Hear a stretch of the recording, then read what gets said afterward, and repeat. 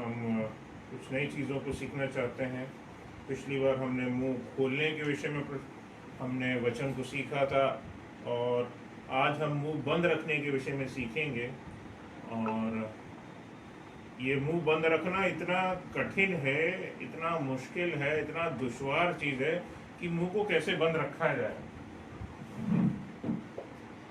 बचपन से अगर आप देख लें, जब बच्चा पैदा होता है तब से चीखना चिल्लाना, बच्चे बड़े होते हैं तब भी हम उनको देखते हैं कि चिल्लाना पड़ता है, माँ बाप को चिल्लाना पड़ता है। ज़िंदगी में भी जब हमें ऐसे कई बार हमारे किसी से झगड़े हो जाते हैं, बैर हो जाते हैं, हम वहाँ भी हम जो हैं अपने मुख को खोल करके, कई बार ऐसा होता है, अनजाने में होता है, क्रोध में होता है कि हम अपने मुख को खोलते हैं और किसी को बुरा भला बोलते हैं, किसी की बुराई कर देते हैं। हमें ज़रूरत है कि हम अपने जीवन में इस मुख की रखवाली करें, और आज का वचन इसी विषय है कि हम अपने मुख की रखवाली करें। तो कैसे करें, बाइबल हमें इस विषय क्या क्या सिखाती है, आज हम उनको सीखेंगे। और आज मेरे पास आयतों की भरमार है। अमूमन ऐसा होता है कि वर्सेस कम होती हैं और परमेश्वर का वचन जो है वो अलग से होता है, लेकिन आज परमेश्वर के वचन में ही बहुत सारी चीज़ें हैं और उनमें से चलते चलेंगे और एक एक आयत से हम देखेंगे, सीखेंगे कि खुदा हमसे क्या बात करना चाहता है। ठीक है, what God has planned for us. आज हम सीखेंगे कि बाइबल में बुक बंद रखने के लिए क्या क्या चीज़ें दी गई हैं। तो सबसे पहले तो जब हम मुंह बंद रखने की बात करते हैं तो इसका मतलब ये है कि हमें किसी बुद्धिमान पुरुष के बारे में, किसी बुद्धिमान व्यक्ति के बारे में सोचना पड़ेगा, वो हमसे क्या बोलता है, वो हमें क्या सिखाता है। और जब अगर हम बुद्धिमान व्यक्ति के बारे में बात करते हैं तो बाइबल में हमें एक नाम मिलता है राजा सुलेमान का। ठीक है, और उस राजा सुलेमान ने क्या बोला है, क्या बताया है, क्या हमें सिखाया है, वो हम सीखेंगे आज। हमें उसकी दोनों किताबों से जो उसने लिखी हैं, आपकी सबोपदेशक की पुस्तक और नीति वचन की पुस्तक है, दोनों में से आज हम बहुतायत से उसमें हम चलेंगे और पढ़ेंगे।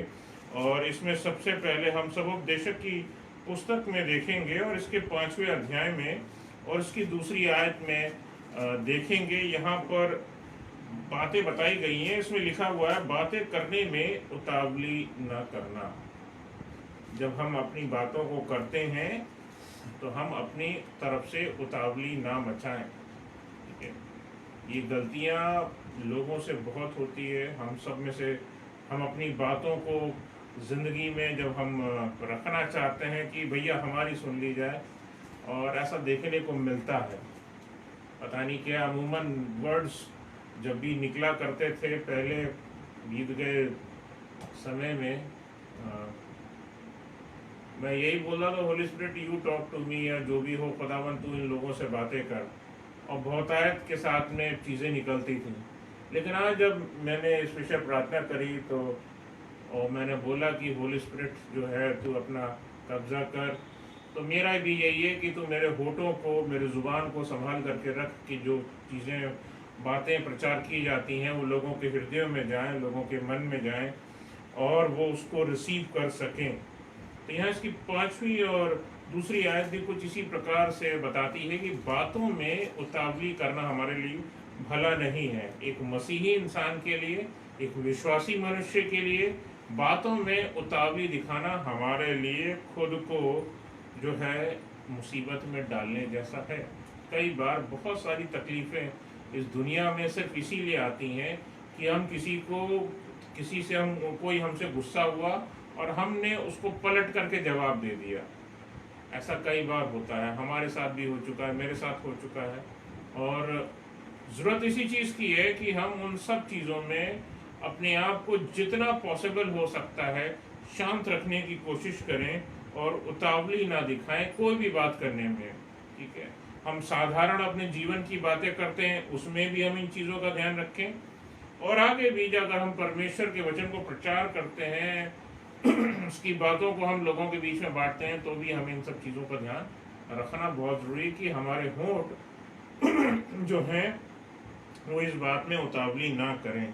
जो खुदा का वचन है वो लोगों तक पहुँचे, और वो लोगों तक वैसा पहुँचे जैसा खुदा चाहता है, यानी बिना उतावली के साथ। फिर आगे इसमें लिखा है, ना अपने मन से कोई बात उतावली से परमेश्वर के सामने निकालना। ये भी लिखा है, मतलब दुनिया के सामने तो हम कई बार उतावली करते हैं, लेकिन खुदा यहाँ हमसे परमेश्वर के विषय में यही बोलता है कि परमेश्वर से अगर अपनी मतलब अगर हम बातें करते हैं, अगर हम दुआएं करते हैं, तो हम उसमें हम उतावली ना दिखाएं। ठीक है, बाइबल हमें यही बताती है कि वो हमारी प्रार्थनाओं को सुन लेता है। हम विश्वास करते हैं, हम खुदा से प्रार्थना करते हैं, हम विश्वास करते हैं, हम राय भर का विश्वास करते हैं, खुदा हमारी सुन लेता है। लेकिन कभी कभी हम लोगों की दिक्कत क्या है कि अरे खुदाबाप, इस इंसान ने हमारा काम बिगाड़ दिया, इसका भी काम बिगड़ जाए। हम ऐसी ऐसी अनर्थ बातें सोचते हैं, प्रार्थनाएं भी कर देते हैं अनजाने में। तो हमें इन सब चीज़ों में हमें देखने की ज़रूरत है कि हम अपनी बातों को अपने मन से, अपने जुबान से, अपने होठों से, अपने हृदय से, अपनी आत्मा से ना निकालें, उतावली ना दिखाएं।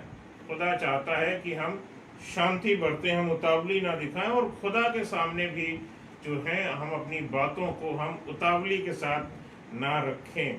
ठीक है, खुदा जो स्वर्ग में है, क्योंकि लिखा उसमें आगे इसमें बात ये बताती है कि और ना अपने मन से कोई बात उतावली से परमेश्वर के सामने निकालना, क्योंकि परमेश्वर स्वर्ग में है और तू पृथ्वी पर है, इसलिए तेरे वचन थोड़े ही हों। ठीक है, ऐसा दिखाया गया है कि डिस्टेंस शायद बहुत है, तुम यहाँ ज़मीन पे हो, खुदा स्वर्ग में है, शायद इसी तरह बोला जा रहा है। हालांकि इस बात का मकसद इससे नहीं है कि हमारा खुदा सुन नहीं सकता, डिस्टेंस बहुत ज़्यादा है, बात वो नहीं है। बात ये है कि वो जो सबसे बड़ा है इस सारे जहां में, ब्रह्मांड में जो सबसे बड़ा है, उसके सम्मुख भी अगर हम कोई बात लेकर के जाएं, तो कोई अनर्थ बात लेकर के ना जाएं, कुछ ऐसी बात लेकर के जाएं जो खुदा के दिल को पसंद आए। हम अपनी दुआओं में हम कुछ ऐसी चीज़ मांगें, हम अपनी प्रार्थनाओं में कुछ ऐसी चीज़ मांगें जो हमारे खुदा को प्रसन्न कर दे। बाइबल बताती है कि सुलेमान राजा ने परमेश्वर से बुद्धि मांगी, और जब बुद्धि मांगी तो खुदा इससे खुश हुआ कि अरे यार, मुझसे मांगा भी तो क्या, बुद्धि मांगी है। क्यों मांगी है? इसलिए मांगी है कि मेरी जो प्रजा है, मेरे जो इजरायली लोग हैं, मेरी जो प्रजा है, वो उसकी देखभाल करने पाए। सुलेमान एक ऐसा बादशाह था, मतलब एक ऐसा आप बोल सकते हो एक बाप दाऊद का एक ऐसा बेटा था जिसने मतलब युद्ध ना देखे, अपने मतलब अपने खुद से युद्ध नहीं लड़े, मतलब राजा बनने से पहले, मतलब ब्लडलेस हैंड था उसका। और खुदा ने इसीलिए उसको चुना भी कि वो परमेश्वर के भवन को बनाने पाए।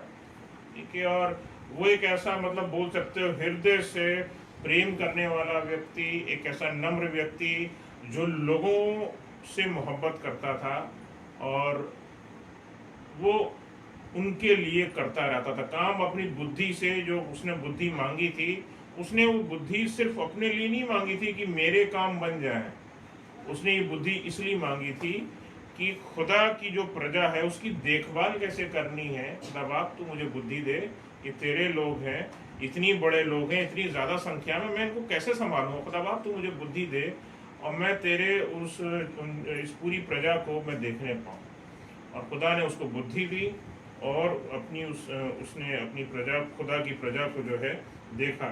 तो हम क्या प्रार्थनाओं में हम मांगते हैं, हम इस बात पर हम ध्यान रखें कि हम क्या मांगते हैं खुदा से, क्योंकि बहुत ज़रूरी है। और इसमें जो आखिरी बात लिखा है, इसलिए तेरे वचन थोड़े ही हों। ठीक है ना, बहुत लंबी दुआ करने से भी खुदा हमारी सुन लेगा। बहुत बड़ा धर्मी व्यक्ति है ये, इसकी सुन बात मुझे माननी पड़ेगी। यार, ये तो घंटे भर इसने दुआ करी है, मुझे तो बात माननी ही पड़ेगी। नहीं अजीजों, यहाँ साफ लिखा हुआ है, तेरे वचन थोड़े ही हों। हमारे वचन थोड़े होने चाहिए, हृदय से निकले हुए होने चाहिए, थोड़े होने चाहिए। बहुत ज़्यादा चीज़ें होने से आपकी बात खुदा के सामने खराब हो सकती है। आप पता नहीं कुछ ऐसी चीज़ अनजाने में बोल दो, मांग लो, जो खुदा को अप्रसन्न कर दे। और वो खुदा जो प्रसन्न दिखाई दे रहा है, जो आपसे खुश दिखाई दे रहा है, हालांकि बाइबल बताती है कि उसको प्रसन्न करना होना है, लेकिन कहीं उसने आपने उसको प्रसन्न कर दिया और आप अपनी बातों में लगे हुए, अपनी बातों में लगे हुए, और कि लाओ हम कुछ और बातें कर लें, कुछ और हम खुदा से मांग लें, आज तो खुदा खुश है, हाँ आज मैं इससे और मांग लेता हूँ। तो हम इस चीज़ के विषय ध्यान रखें कि तेरे वचन थोड़े ही हों। हम दुआ में जो चीज़ मांगते हैं, बोलें, कहें, वो हम टू द पॉइंट बोलें।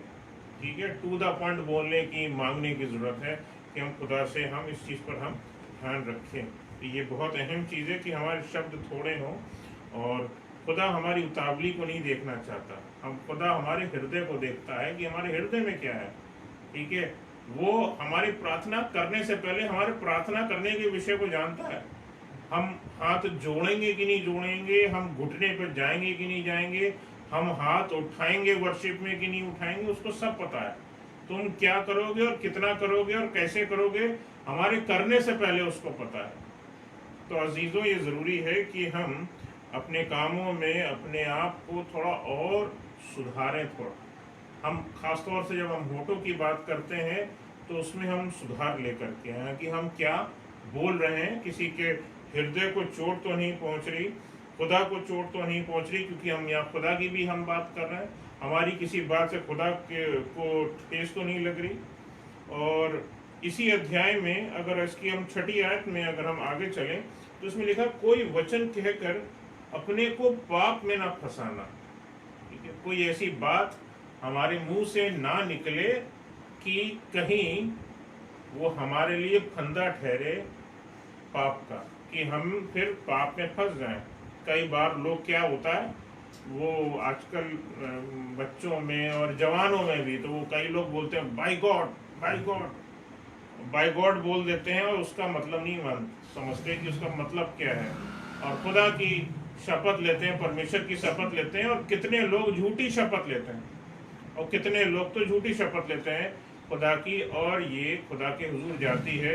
और ये खुदा इन सब चीज़ों से घृणित जो है, घृणा करता है, नफरत करता है इन सब चीज़ों कि अरे मेरी कसम खाई भी तो तुमने, और तुमने झूठी कसम खाई।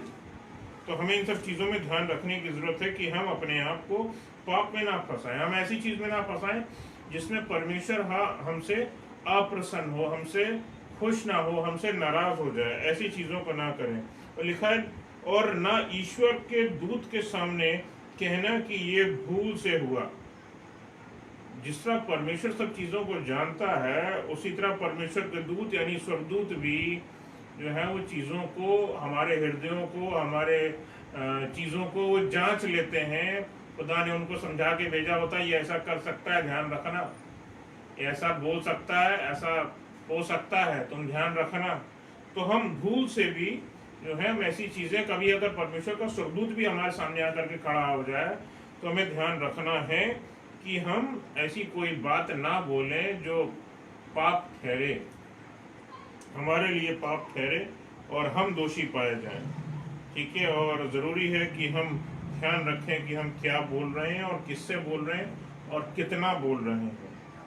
लिखा है, क्योंकि आगे इसमें दे रखा है, क्यों तेरा बोलना सुनकर अप्रसन्न हो और तेरे हाथ के कार्यों को नष्ट कर दे। यानी स्वर्गदूत जो शायद आपके पास भेजा गया है कि इसकी प्रार्थना सुन ले, ये तुझसे कुछ विनती निवेदन करने के लिए मैं, तू कर रहा था, मैं इस स्वर्गदूत को तेरे काम के लिए भेज रहा हूँ। कई जैसे बाइबल बताती है, जो है अनजाने में बहुत सारे लोगों ने जो है स्वर्गदूतों की पहुनाई करी है। बाइबल हमें ये बताती है। और अनजाने में वो स्वर्गदूत कभी हमारे आंखों के सामने आकर के खड़ा हो जाए, वो दिखने में वो पंख वाला स्वर्गदूत ना हो, किसी व्यक्ति की तरह दिखता हो, साधारण व्यक्ति की तरह दिखता हो, और वो हमारे सामने आ जाए और हम उसके सामने हम बदतमीजी करने लगे। ठीक है तो वो परमेश्वर का स्वर्गदूत। और जब वो स्वर्गदूत नाराज हो जाएगा तो जो काम होना होगा वो काम भी नहीं होगा, वरन यहाँ दे रखा है कि वो काम नष्ट हो जाएगा। वो स्वर्गदूत उस काम को नष्ट कर देगा। वो युक्ति जो आप बना रहे हो किसी चीज़ के विषय, वो नष्ट हो जाएगी। तो हमें इस पे ध्यान देने की जरूरत है कि हम परमेश्वर को कुछ किसी बाइबल में लिखा है क्योंकि क्यों तेरा बोलना सुनकर अप्रसन्न हो, और किसी में लिखा हुआ है तेरा बोलना बोल सुन करके क्रोधित हो। परमेश्वर का जो दूत है, परमेश्वर जो है वो आपकी बातों को सुन करके अप्रसन्न क्यों हो। ठीक है, तो इस चीज़ पर हमें ध्यान रखने की ज़रूरत है कि हम क्या बोलते हैं। अपनी ज़ुबान को 24 घंटे समझिए, मतलब ये तो हमारी ज़िंदगी का एक हिस्सा होना चाहिए, हिस्सा हो कि हम क्या बोल रहे हैं, कब बोल रहे हैं, किससे बोल रहे हैं और हम कैसे बोल रहे हैं। तो ये हमें इन चीज़ों में बहुत ध्यान रखने की ज़रूरत है। अब आगे चलते हैं, अब हम नीति वचन में आते हैं। नीति वचन 18 और उसकी 7वीं आयत कुछ इस प्रकार से कहती है, और इसमें लिखा हुआ है मूर्ख का विनाश उसकी बातों से होता है। यानी कि अगर हम जरूरत से ज्यादा हम बोलेंगे तो हमारा नाश हो सकता है।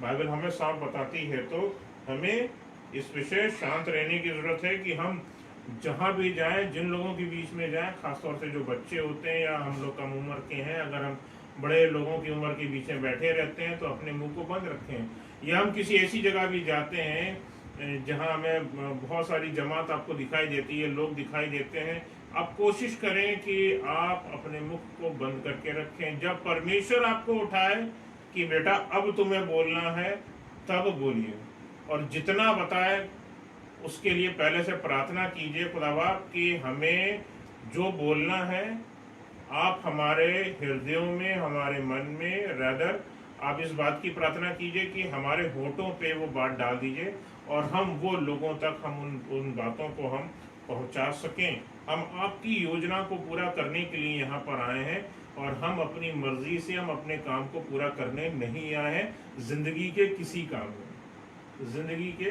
किसी काम में बहुत शांति के साथ में इस काम को करें। बहुत धीरज चाहिए होता, बहुत ज़रूरी होता है कि हम अपने मुख पे एक ताला लगा करके रखें। बहुत कठिन सी चीज़ है कि हम इस जुबान पे हम ताला कैसे लगाएं, इस होठों पर हम ताला कैसे लगाएं।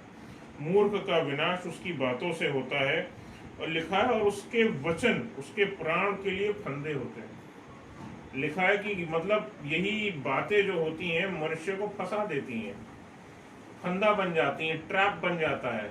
हमारी बातें किसी को चुभ जाती हैं, लग जाती हैं, और वो व्यक्ति जो शायद हमारे लिए काम कर सकता था वो काम करना छोड़ देता है। He leaves us।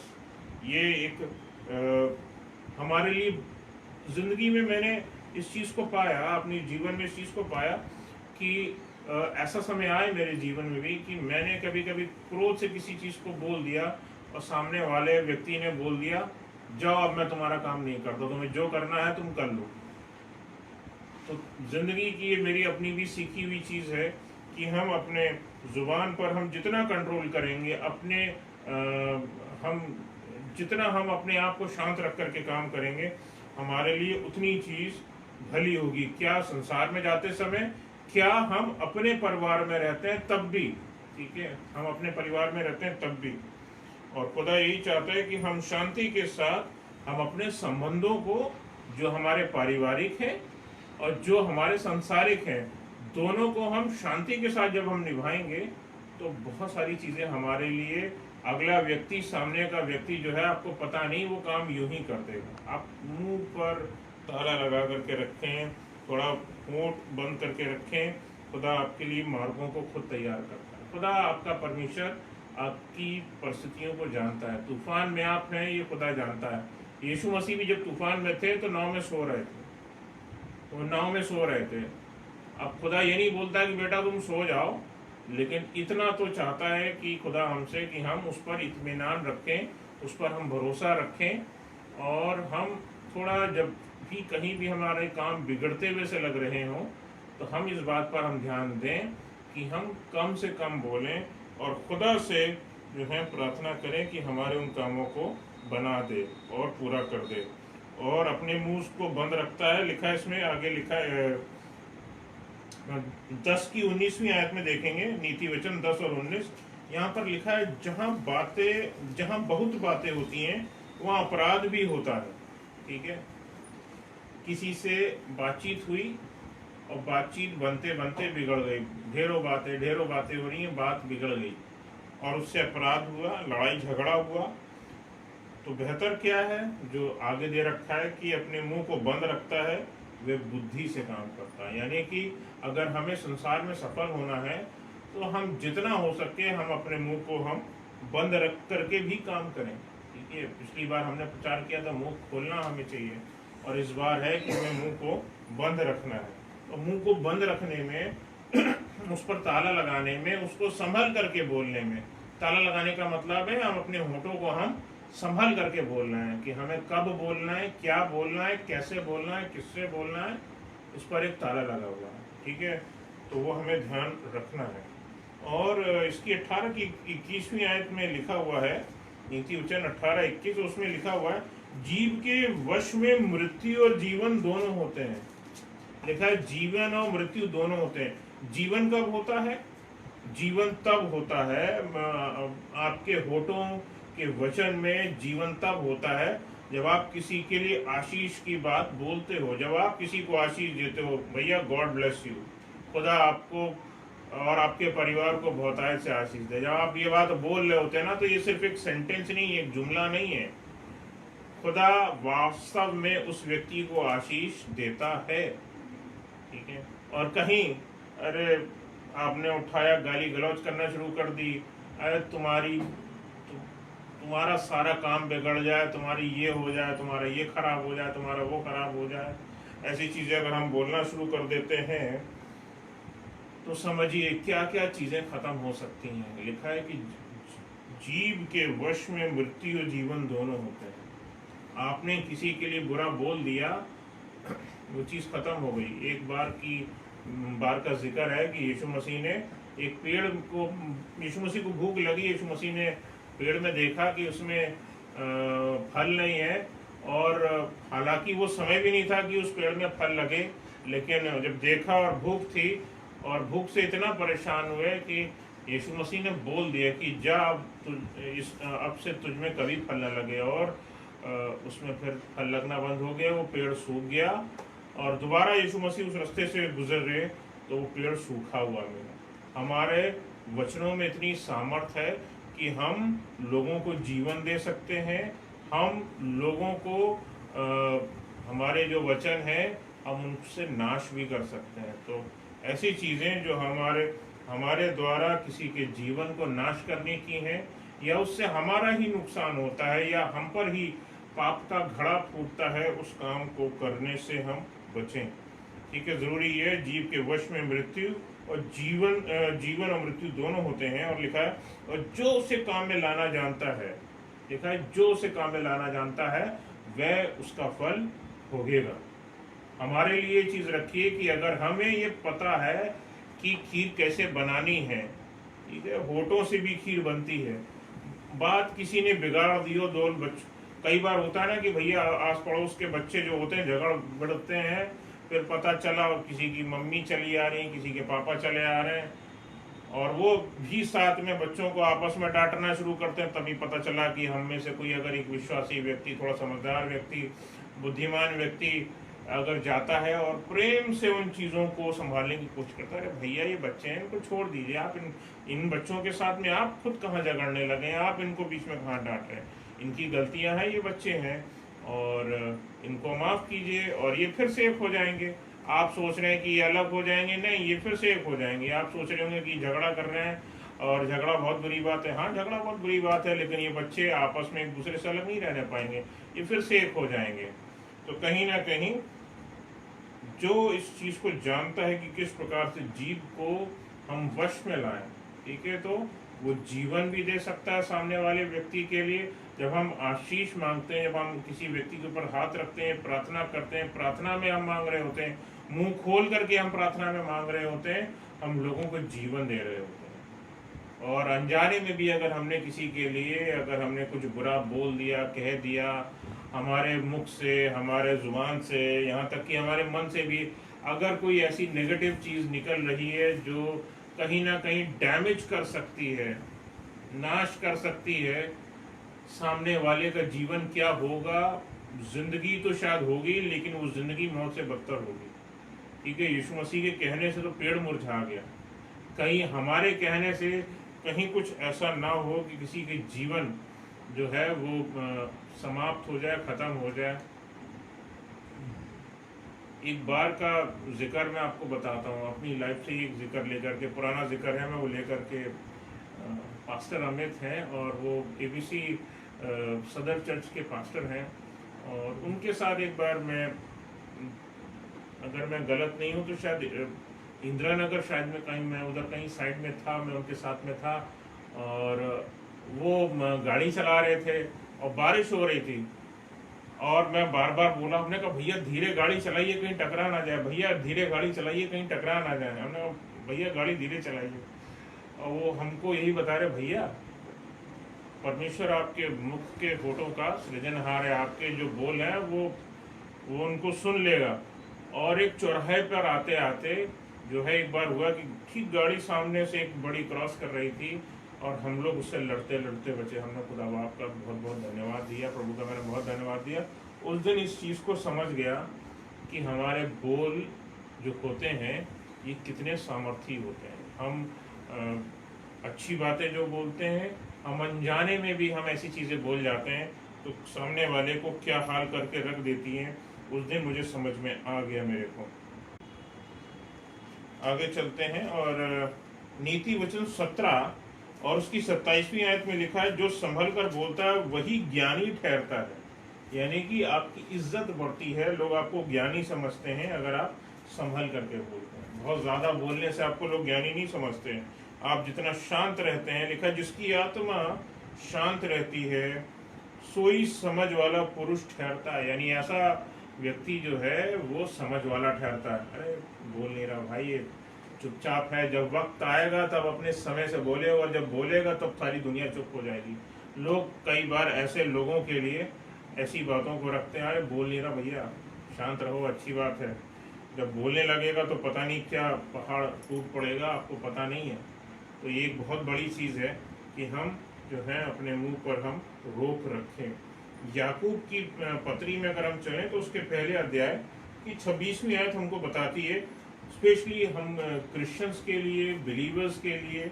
और यहाँ पे लिखा हुआ है, यदि कोई अपने आप को भक्त समझे, ठीक है ना, लिखा है कि यदि कोई अपने आप को भक्त समझे। अगर हम अपने आप को, हम यीशु मसीह का हम भक्त समझते हैं अपने आप को, तो लिखा हुआ है और अपनी जीभ पर लगाम ना दे। ये दो उल्टी चीजें हैं, ठीक है, दो उल्टी चीजें कि हम भक्त भी अपने आप को यीशु मसीह का समझ रहे हैं और हम जीभ पर लगाम भी नहीं दे रहे हैं। यीशु मसीह पर थूका गया, मारा गया, उसे कोड़े लगाए गए, उसको दुनिया भर के उलूल जुलूल के सवाल उससे पूछे गए, लेकिन वो बहुत चीज़ों में बिल्कुल चुप रहा। हमें भी उन्हीं चीज़ों में इस तरह से हमें भी चुप रहना है। भक्त के लिए जो ग्रीक भाषा में, यूनानी भाषा में शब्द है वो थ्रेस्कॉस है, और इसका मतलब होता है अपने विश्वास का एक सावधान अनुयायी, जो विश्वासी भी है और सावधानी के साथ में अपने उस भक्तिपूर्ण जीवन को जी रहा है, वो भक्त कहलाता है। भक्त की डेफिनेशन असली ये है कि उसको पता है कि वो क्या कर रहा है, क्या बोल रहा है, उसको सब पता है, और अपनी जुबान को, अपनी जिंदगी के एक एक लिए गए फैसलों में वो पूरा देख करके पूरा चलता है, ध्यान से चलता है। लिखा, यदि कोई अपने आप को भक्त समझे और अपनी जीभ पर लगाम ना दे, और दे रखा पर अपने हृदय को धोखा दे, तो उसकी भक्ति व्यर्थ है। यानी कि हम अपने आप को भक्त समझ रहे हैं, अगर हम यीशु मसीह के भक्त हैं और हम अपनी जीभ पर हम लगाम नहीं दे रहे हैं, हम लोगों को बुरा भला बोल रहे हैं, हम लोगों को गालियां दे रहे हैं, गाली गलौज कर रहे हैं, हम अपने घर में लोगों को बक रहे हैं, गाली गलौज दे रहे हैं, हम इस तरह की चीज़ों को कर रहे हैं, तो हम धोखा दे रहे हैं अपने आप को। दुनिया को धोखा नहीं दे रहे हैं, हम अपने आप को धोखा दे रहे हैं। और खुदा के पास ये चीज़ लिखी जा रही है कि हम इस काम को नहीं करना चाहिए था, लेकिन हम उन कामों को कर रहे हैं। तो खुदा उन चीज़ों को जो है अपनी लेखे में लिख लेता है कि भैया इसने तो अपने परिवार को नहीं बख्शा, इसने अपने दोस्तों को नहीं बख्शा, इसने अपने साथियों को नहीं बख्शा, इसने अपनी उम्र में अपने से बड़े लोगों को नहीं बख्शा। तो खुदा इन सब चीज़ों को लिख लेता, भैया इसकी सज़ा मुझे देनी पड़ेगी इस व्यक्ति। और जब वो अंत का समय आएगा तो ये किताब जब खुलेगी तो ये फहरिस्त पता नहीं कितनी लंबी होगी। इसलिए अपने जीवन में इस चीज़ का ध्यान रखें कि हम कब बोल रहे हैं, क्या बोल रहे हैं, किससे बोल रहे हैं, कैसा व्यवहार कर रहे हैं। ये सब चीज़ें हमारे लिए ज़रूरी है और एक भक्त के लिए जो है बहुत बहुत ज़रूरी है कि हम अपनी जीभ पर हम लगाम दें, हृदय को धोखा ना दें, क्योंकि हमारी व्यक्ति फिर व्यर्थ ठहरेगी। याकूब 3 अध्याय में आते हैं तो यहाँ की इसकी दूसरी आयत में अगर हम पढ़ेंगे तो यहाँ लिखा हुआ है, इसलिए हम सब बहुत बार चूक जाते हैं। लिखा है हम बहुत बार चूक जाते हैं, और जो कोई वचन में नहीं चूकता वही शुद्ध मनुष्य है। ठीक है, यानी कि हर एक आम आदमी जो है वो चूक जाता है, लेकिन अगर हम यीशु मसीह के पीछे चलने वाले हैं और हमारे साथ में अगर ऐसी घटनाएं हो रही हैं और हम अपने आप को कोशिश कर रहे हैं कि हम संभालें कि हम क्या कब बोलें, क्या बोलें कि नहीं बोलें, ठीक है, तो हम सिद्धता की ओर हम बढ़ रहे हैं। हम अपने आप को परफेक्टनेस बनाने की कोशिश कर रहे हैं, वो परफेक्शन लाने की कोशिश कर रहे हैं जो यीशु मसीह चाहते हैं कि हमारे अंदर हो। और इसमें लिख रखा है सारी देह पर भी लगाम लगा सकता है। ऐसा व्यक्ति जो जुबान पे लगाम लगा ले वो सारी देह पर भी लगाम लगा सकता है। इसमें आगे भी इसमें कुछ एग्जाम्पल दिए हुए हैं। इसकी 3री और 4थी आयत पढ़ दें इसकी। जब हम अपने वश में करने के लिए घोड़ों के मुंह में लगाम लगाते हैं तो हम उनकी सारी देह को भी घुमा सकते हैं। ठीक है ना, जब घोड़े में लगाम लगाई जाती है तो जब हमने लेफ्ट वाला खींचा तो घोड़ा लेफ्ट में खिंच गया, जब राइट वाला लगाया तो राइट में घोड़ा मुड़ गया। तो और उससे पूरी देह, घोड़े की पूरी देह जो है उस पर हम लगाम लगा सकते हैं। अगर हम घोड़े पे लगा सकते हैं तो हम अपनी जिस्म पर भी लगा सकते हैं लगाम। तो ये करना हमारे लिए बहुत जरूरी है। ठीक है, और इस लिखा सारी देह पर भी लगाम लगा सकते हैं। आगे पढ़ते हैं। देखो जहाज भी यद्यपि ऐसे बड़े होते हैं और प्रचंड वायु से चलाए जाते हैं तो अभी एक छोटी सी पतवार के द्वारा माझी की इच्छा के अनुसार घुमाए जाते हैं। एक जो पुराने समय की जो नावें थी वो पर्दे लगे वाली थी, बड़ा सा लंबा सा डंडा लगा होता था, उसमें पर्दा लगा होता था और एक डंडा खड़ा बंधा हुआ और एक डंडा ऐसे होता था, तो वो तिकोना पर्दा लगता था और वो तिकोने पर्दे के जरिए से हवा उसको जो है वो चलाती थी। ठीक है, और उस डंडे को जो नीचे का जो हिस्सा होता था उसको चलाने के लिए जो है मांझी जो है उस डंडे को हिलाता है कि हमें किस डायरेक्शन में चलना है। जिस डायरेक्शन में उसको मोड़ देता था तो सिर्फ उस डंडे के चलने से जो है नाव का रुख जो है बढ़ने का जो रुख है वो बदल जाता था। ठीक है, आज भी ऐसी नौकाएं हैं जो लोग चलाते हैं, जो इसी के दम पर चलाते हैं। तो वैसे ही हमारी देह भी है। हमें जरूरत इसी चीज़ की है कि हम क्या बोल रहे हैं, हम इन सब चीज़ों का ध्यान रखें। हमारे लिए इसी चीज़ की जरूरत है। नीति वचन में हम फिर एक बार लौट करके आएंगे और 10वें अध्याय में चलेंगे। इसकी 31वीं आयत को अगर हम देखेंगे, 32वीं आयत में देखेंगे, यहाँ लिखा हुआ धर्मी के मुंह से बुद्धि टपकती है। धर्मी व्यक्ति की बुद्धि जो होती है वो ऐसे व्यक्ति की बुद्धि है जो समझदार व्यक्ति है, जो अपने मुंह पर लगाम लगा करके रखता है। और आगे इसी में इसमें दे रखा है धर्मी ग्रहण योग्य बात समझ कर बोलता है। ऐसा ही किसी चीज को रिसीव नहीं कर लेता, समझ कर तब उस चीज को बाद में किसी चीज को उसने देखा, जाना, सुना और बाद में जब समझ लिया तब उसके ऊपर वो रिएक्शन अपना देता है। और जरूरत नहीं पड़ती तो नहीं भी देता है, जरूरत नहीं है तो वो नहीं देगा उस चीज को। तो प्रभु भी यही चाहते हैं कि हम जब भी हम संसार में जाएं, हम उसके सामने भी जाएं तो हम सोच समझ करके हम प्रार्थनाओं को हम करें। दुनिया में भी जाएं तो हम जो कुछ भी बोलें, हमारे वचन ऐसे होने चाहिए कि लोग बोलें भैया ये सच्चा मसीही है, ये वास्तव में यीशु मसीह के पीछे चलने वाला है। जिस तरह यीशु मसीह ने किसी के लिए बुरा नहीं बोला, बुरा नहीं कहा, बुरा नहीं किया, उसी तरह से बिल्कुल ये व्यक्ति भी वैसे ही है। ठीक है, ये रोक अप्लाई मतलब हर बिलीवर पर होती है कि हम इस चीज़ पर हम ध्यान रखें। ठीक है, सब पर होती है, हम सबके लिए हम क्या कहते हैं, कैसे कहते हैं, कब कहते हैं, किसको कहते हैं, ये सारी तमाम चीज़ें जो हैं हमारे लिए अहम पड़ जाती है। हम बिलीवर अपने आप को कहते हैं, मानते हैं, भक्ति हम अपने आप को भक्त समझते हैं, लेकिन इतनी सारी चीज़ें हैं जो खुदा ने हमारे लिए रखी हैं कि हम इन चीज़ों में हम अपनी ज़ुबान पर हम कंट्रोल रखें। दाऊद जो है वो भजन संहिता 14 में लिखा है, दाऊद ने बोला, हे यहोवा मेरे मुख पर पहरा बैठा। बोला उसने, हे यहोवा मेरे मुख पर पहरा बैठा, मेरे होठों के द्वार की रखवाली कर। ठीक है, वो चाहता था कि वो जो कुछ भी बोले, जो कुछ भी कहे, उसमें खुदा उसकी रखवाली करे। ठीक है, एक राजा था वो, एक साधारण गरड़िए से उठा, ठीक है, अपने पिता की भेड़ों को चराता था और बाद में खुदा ने उसको राजा बनाया। तो जब खुदा ने उसको राजा बनाया तो उसकी इच्छा यही थी कि कहीं ना कहीं जो है वो खुदा उसकी बातों पर लगाम लगाए। उसको राजा बनाया है तो उसे सब चीज़ों में ध्यान रखना है। एक आखिरी आयत पढ़वा करके ख़त्म करेंगे।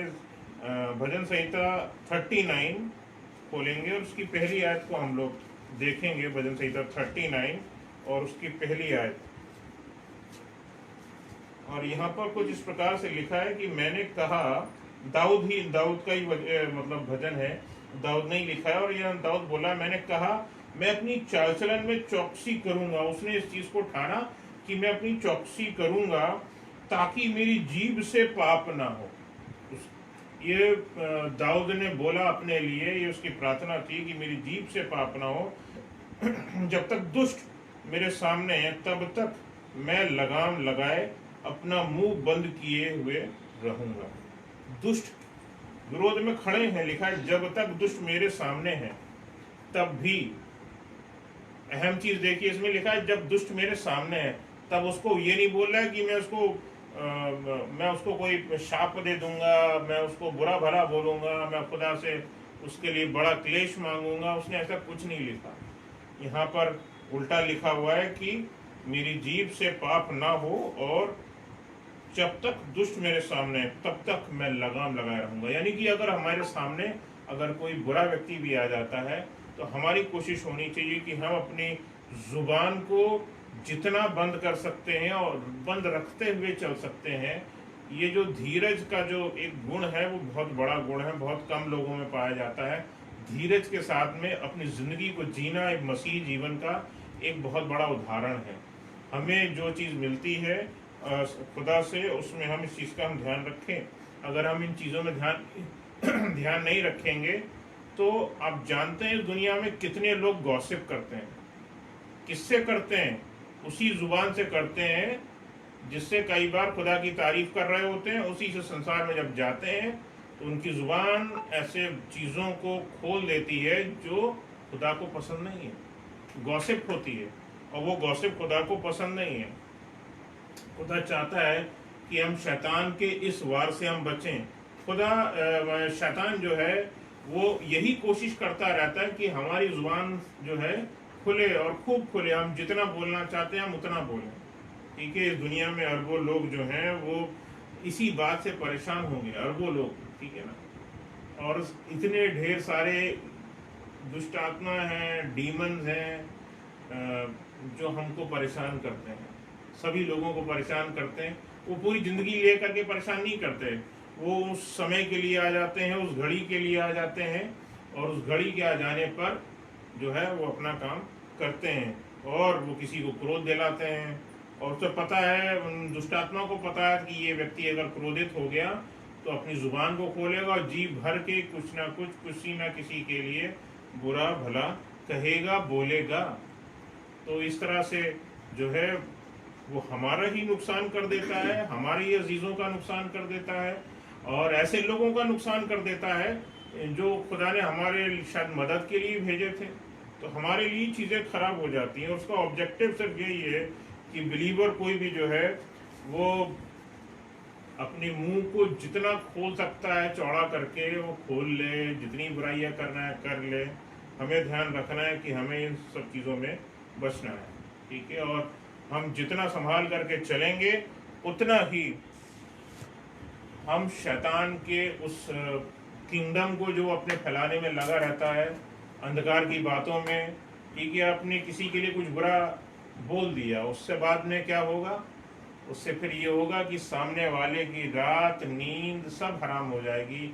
वो उसी चीज़ों में लगा रहेगा, हमारा भी होंठ खराब हो गया, अगले का भी जो रात है वो बर्बाद हो गई, दिन बर्बाद हो गया, उसका मन कड़वा हो गया, उसका दिल मैला हो गया। इस तरह की तमाम चीज़ें जो है हमको तबाही की ओर ले जाती हैं, एक बड़ी बर्बादी की ओर ले जाती हैं। तो हमारे लिए ज़रूरी यही है कि हम इन सब चीज़ों में ध्यान रखें कि हम अपने होठों पर हम लगाम लगाएं, और खुदा हम सबको आशीष देगा। अगर हम अपने होठों को खोलना भी है, हम इस्तेमाल भी करना है अपनी ज़ुबान को, तो हम ध्यान रखें कब बोलें, किससे बोलें, कैसा बोलें, कितना बोलें। खुदा हमें गाइड करे। इस प्रार्थना के साथ हमेशा दिन की शुरुआत कीजिए कि खुदा बाप, जो मेरी होठों से चीज़ें निकलें वो लोगों के दिल, लोगों को प्रसन्न आने वाली हो सकें, वो तुझे प्रसन्न आने वाली हो सकें। खुदा, तो तुझे पसंद आए, मेरा जीवन शैली तुझे